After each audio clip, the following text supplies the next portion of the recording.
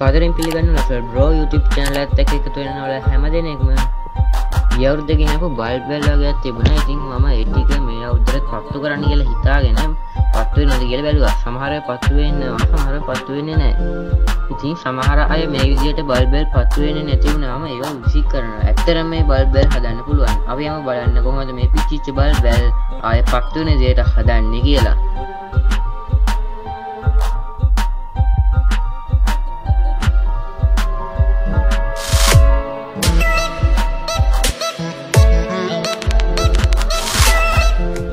Bulb bell වල පිච්චෙන්නේ එක bulb එකයි.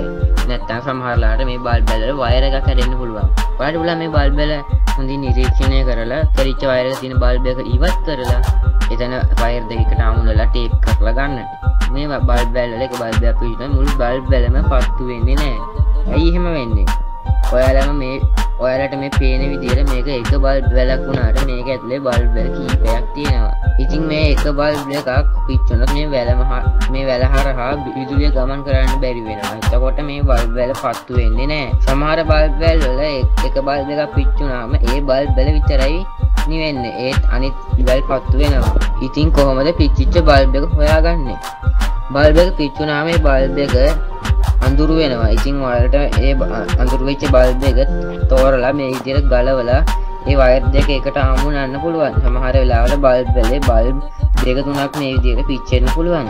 ඒ නිසා ඔයාලා හොඳට බලලා මේ බල්බ් ගලවලා වයර් දෙක එකට අමුණලා ටේප් කරන්න ඕනි. එතකොට ඔයාලට බල්බ් වල පත්තු වෙනව බලා ගන්න පුළුවන්. සමහර වෙලාවට බල්බ් සියල්ලම වගේ පිච්චෙන්න පුළුවන්.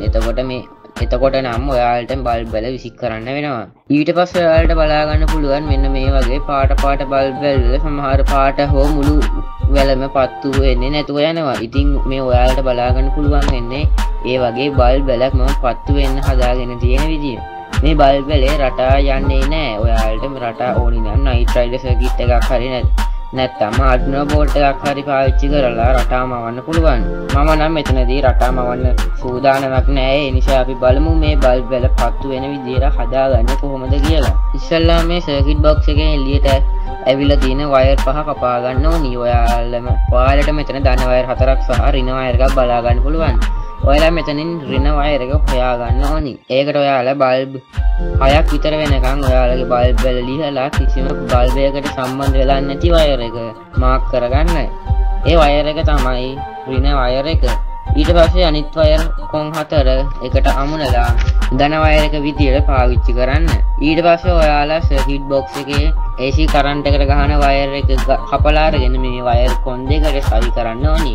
මෙතනදී ධන ඍණ ප්‍රශ්නයක් වෙන්නේ නැහැ. දැන් ඔයාලට බලා ගන්න පුළුවන් බල්බ් වල පත්තු වෙන. ඔයාලා මේක ආඩිනෝ බෝඩ් එකට සම්බන්ධ කරනවා නම් මේ විදියට ධන වයර් 4 එකට අමුණන්න අවශ්‍ය වෙන්නේ නැහැ. මේකට ඔයාලට රිලේස් 4ක් පාවිච්චි කරන්න සිද්ධ වෙනවා. මොකද ආඩිනෝ බෝඩ් එක ක්‍රියා කරන්නේ DC කරන්ට් එකෙන් වුණාට බල්බ් වල ක්‍රියා කරන්නේ AC කරන්ට් එකෙන්. මම ඔයාලට ලියපු ආඩිනෝ කෝඩ් එකක් ඩිස්ක්‍රිප්ෂන් එකේ ලින්ක් එක දාලා තියන්නම්. ඔයාලා ඒක එතනින් ඩවුන්ලෝඩ් කරගෙන try කරලා බලන්න. ඉතින් ඔයාලට මේ විදිහට මේ බල්බ් වල හදා ගන්න පුළුවන්. ඉතින් ඔයාලට මොනවා හරි මේ ගැන ප්‍රශ්නයක් නොතේරෙන තැනක් තියෙනවා නම් සහ මේ වීඩියෝ එක ගැන මොකද හිතෙන්නේ කියලා කමෙන්ට් කරන්න. වීඩියෝ එක හොඳයි නම් ලයික් කරන්න. ඒ වගේම මේ වීඩියෝ එක තවත් යාළුවෙකුට බලන්න ෂෙයා කරන්න.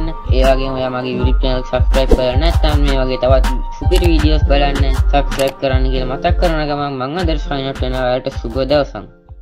ලක්ෂණී ඔබ වින්වින්ටයි පදේවි තව වීර පුතුන් බලනේ මං රකීවි